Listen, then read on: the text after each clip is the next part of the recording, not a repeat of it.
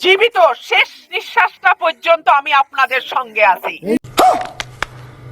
আপনারা আমাকে ছাইড়া যায় না। আমার প্রিয় ভাই ও বোনেরা, আপনাদের মনে প্রশ্ন আসতে পারে, আপনারে কেন ভোট দিব? আমি আপনারে কিছু কথা বলি।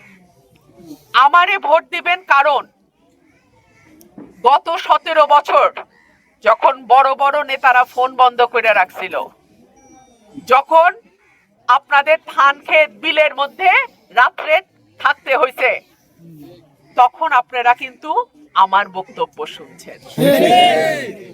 আপনাদের মনে একটা বল ভরসা হয়েছে না, একেবারে সব ভাইসা যায় নাই।